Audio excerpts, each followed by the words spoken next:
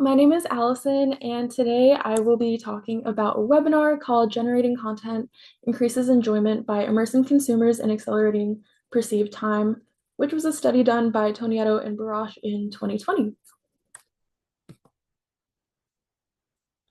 The basic idea here is that when consumers create content during an experience, like posting a photo, tweeting, or sharing a video, they actually end up enjoying the experience more and not less. This goes against a lot of what we normally hear.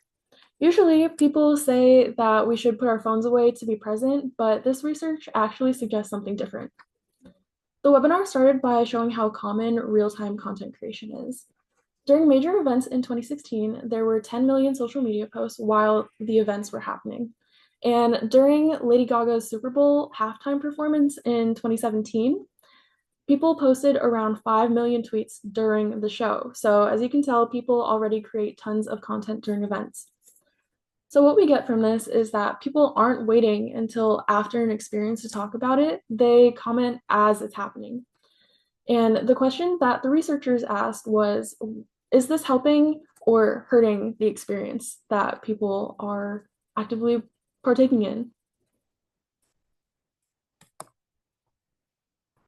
A big point that they made was that earlier studies said phones ruin experiences, but those studies lumped everything together. Texting, multitasking, scrolling, and being distracted.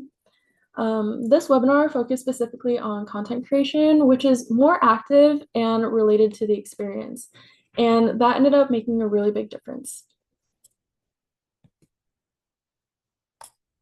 One of their studies involved the Super Bowl halftime show, in which they divided participants into three groups. So we have people who created content during the show, people who didn't use their phones at all, and people who use their phones for unrelated things like checking random apps or texting. And from this, the results were pretty clear. The people who created content felt more immersed, and they enjoyed the halftime show more than the other two groups. Using your phone for unrelated reasons lowered enjoyment, but creating content actually drew people more into the moment. And additionally, the researchers explained that when you create content, like taking a picture to post, you pay closer attention to what's happening. That boosts immersion, and when you're more immersed, time feels like it's flying by, which usually means that you're enjoying yourself. Aside from the Super Bowl, they also gave examples like people tweeting during Game of Thrones or people posting during holiday events. And these interactions often make the experience feel more exciting. The webinar also talked about what this means for marketers and event organizers. So marketers can increase engagement by encouraging content creation through a couple of strategies. So the first strategy is incentives, such as raffle entry. So if people are offered something small, like being entered into a raffle for creating content, they become much more likely to post. In the study, people were about 1.88 to 3.56 times more likely to create content when given an incentive. And the really cool part about this is that even incentivized content creators still experienced higher enjoyment. The second strategy that they talked about were norm nudges. This means that letting people know that others are creating content too. For example, having a dedicated event app or telling people that posting is common. This norm nudge almost doubled content creation and also increased enjoyment. Some of the practical implications also include using branded hashtags, encouraging posting, offering rewards, and providing easy ways to share content.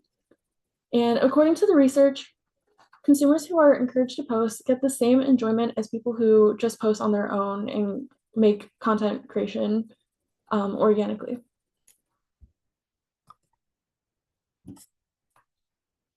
So the main takeaway from this webinar is that content creation during experiences is actually a positive behavior.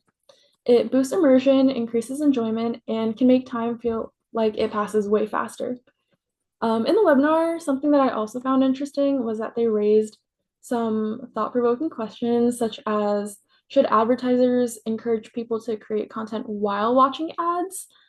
And how can brands design experiences to make sharing feel natural? So that's some food for thought as you finish out this video.